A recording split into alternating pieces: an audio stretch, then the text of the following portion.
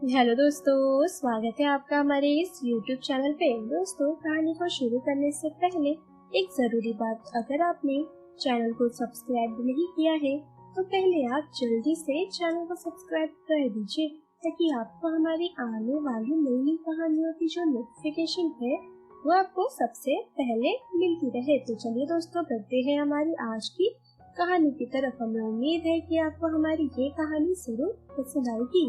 शुभम की शादी को 15 साल हो गए थे और उसके 4 बच्चे थे, 2 बेटे और 2 बेटियां। एक दिन शुभम की पत्नी अचानक से बेहोश हो गई। तूता फुर्ती से शुभम उसे हॉस्पिटल ले गया और हॉस्पिटल ले जाने पर जो डॉक्टर ने कहा वो सुनकर तो शुभम के होश उड़ गए और वो कांपने लगा। डॉक्टर ने कहा कि आपकी पत्नी के सर में एक बहुत बड़ा ट्यूमर है, अब वो चंद दिनों की ही मेहमान है, उनका बचना नामुमकिन सा है। शुभम तो जैसे कुछ बोलने की हालत में ही नहीं था, वो बहुत डर गया था। अंदर जाकर अपनी पत्नी से वो मिला। अपनी बीमारी के बारे में जानकर उसकी पत्नी ने वही दम तोड़ दिया। शुभम की उम्र उस समय मात्र 40 साल की थी और उसकी पत्नी तो 35 साल की हो गई थी। बच्चे अभी छोटे छोटे थे। शुभम की हालत बहुत ज्यादा खराब हो गई थी। वो तो समझ ही नहीं पा रहा था कि अचानक उसके जीवन में ये कैसे हादसा हो गया है। अब वो कैसे ये सब कुछ संभालेगा, बच्चों की परवरिश करनी है, वो कैसे करेगा। शुभम पूरी तरह अपने पत्नी के जाने का शोक भी नहीं मना पा रहा था, क्योंकि उसके बच्चे इतने छोटे थे कि बार बार मम्मी करते हुए रो रहे थे। 3 बच्चे तो फिर भी थोड़े बड़े थे, लेकिन चौथा बच्चा तो बस रो ही जा रहा था, क्योंकि उसे अपनी माँ के पास जाना था। उसे अपनी माँ की बहुत याद आ रही थी। बच्चों को भूखा प्यासा रोते हुए भी नहीं छोड़ा जा सकता, इसलिए शुभम अपने बच्चों को संभालने में लगा हुआ था। और सबसे छोटे बच्चे को देख देख कर तो शुभम का दर्द असहनीय होता जा रहा था, क्योंकि उसे ये लग रहा था कि उसकी माँ कहीं बाहर गई है और जल्दी लौटेगी। शुभम बार बार उसे बोल रहा था कि इससे अच्छा तो मैं चला जाता, बच्चों की माँ नहीं जानी चाहिए थी। एक माँ अकेली भी अपने बच्चों को पाल सकती है, लेकिन एक पिता ये नहीं कर सकता। पिता के लिए ये सब अकेले करना बहुत मुश्किल होता है। और फिर शुभम तो ऐसा पति था जिसे हिलकर पानी पीने की भी आदत नहीं थी। पूरे घर का और सभी बच्चों का काम उसकी पत्नी ने बहुत ही अच्छे से संभाल रखा हुआ था और शुभम को तो कुछ भी नहीं आता था। अभी तो घर में उसके परिवार के सभी लोग थे और सारा काम परिवार वाले ही संभाल रहे थे। शुभम की माँ और भाभी मिलकर घर को और बच्चों को संभाल रही थी, लेकिन शुभम को चिंता इस बात की थी कि अभी तो सबने मिलकर संभाल लिया, लेकिन जब सब यहाँ से चले जाएंगे तब मैं अपने बच्चों को कैसे संभालूंगा, आगे कैसे क्या होगा। दरअसल शुभम की सर्विस दूसरे शहर में थी और परिवार अलग शहर में रहता था। बीवी, बच्चे और शुभम सभी बहुत पहले शहर में आकर बस चुके थे, इसलिए अब सबको अपने अपने शहर तो जाना ही था और ऐसे में शुभम को अकेले ही बच्चों को संभालना था।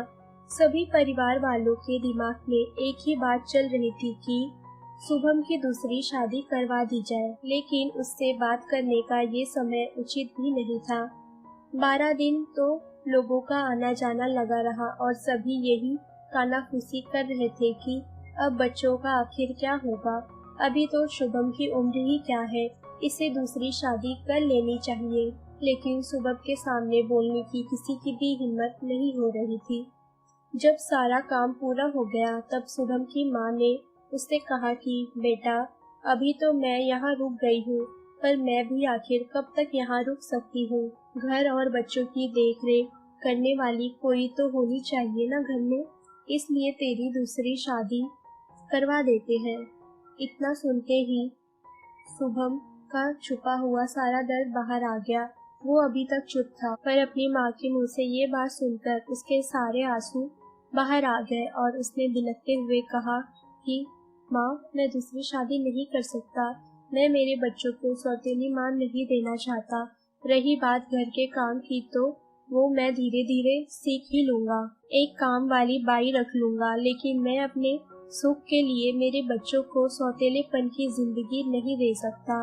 शुभम को इस तरह रोता हुआ देखकर उसकी माँ ने भी यही सोचा कि अब सब कुछ वक्त पर ही छोड़ देना ही ठीक होगा, क्योंकि दूसरी शादी के लिए तो ये अभी नहीं बोलेगा और ना ही मानेगा। वक्त बीता और वाकई शुभम ने वही किया जैसा कि उसने कहा था। उसने दूसरी शादी भी नहीं की। बच्चों को संभालने के लिए एक बाई उसने रख ली और उसकी 13 वर्ष की बेटी इस हादसे के बाद न जाने इतनी बड़ी कैसे हो गई कि वो खुद काफी कुछ काम सीख चुकी थी और धीरे धीरे घर की जिम्मेदारियां भी वो संभालने लगी थी। वक्त ने न जाने उसे इतना समझदार आखिर कैसे बना दिया कि वो खुद इतनी छोटी होते हुए भी अपने तीनों छोटे भाई बहनों का ख्याल रखने की कोशिश वो करने लगी थी। सब कुछ धीरे धीरे थोड़ा संभल सा रहा था, लेकिन सबसे छोटा बेटा तो बस माँ के नाम की ही रट लगाए बैठा रहता था। शुभम को देखते ही वो बार बार यही सवाल करता था कि माँ कहाँ गई है, कब आएगी, मुझे माँ के पास भेज दो। ऐसे में शुभम भी उसे कोई भी जवाब नहीं दे पाता और दूसरी शादी न करने की उसकी सोच और प्रयाग हो जाती, क्योंकि वो अपने बच्चों को सौतेली माँ के साए में नहीं पालना चाहता था। बहुत मुश्किल समय था और शुभम और उसके बच्चों के लिए, पर शुभम अपने बच्चों की तरफ देखकर सब कुछ बर्दाश्त कर रहा था। धीरे धीरे उसके बच्चे बड़े हुए और दोनों बड़े बच्चे शादी के लायक भी हो गए। समय से दोनों की शादी करवा दी गई। बेटी तो अपने ससुराल चली गई और बेटे के लिए बहू घर ले आए। किस्मत से बहू अच्छी आई। उसने आते ही सारा घर संभाल लिया और शुभम को फिक्र कर दिया, बेफिक्र हो गया। दरअसल शादी से पहले ही शुभम की बड़ी बेटी ने बहू को ये स्पष्ट कर दिया था कि हमारे घर की जिम्मेदारी आपको ही संभालनी है। आज तक मैंने और पापा ने संभाली, अब आप संभालो। मेरे पापा ने बहुत दुख देखा है, अब आपके आने से शायद वो सुकून की सांस ले पाए।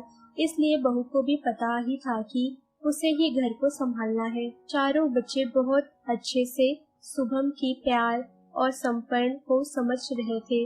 वे जानते थे कि पापा पर दूसरी शादी का कितना दबाव था, उनके लिए कितने रिश्ते भी आए थे और सबसे बड़ी बात, पापा की उम्र भी बहुत छोटी थी। उस समय वे चाहते तो आराम से उन्हें एक अच्छी पत्नी भी मिल जाती, पर सिर्फ हमें सौतेलेपन से दूर रखने के लिए उन्होंने जीवन भर के अकेलेपन को चुना।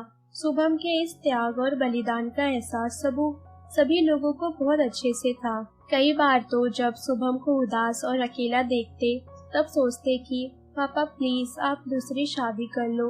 एक बार तो बड़ी बेटी ने शुभम को खुद की कसम देकर कहा कि पापा दूसरी शादी कर लो, हमें कोई एतराज नहीं है।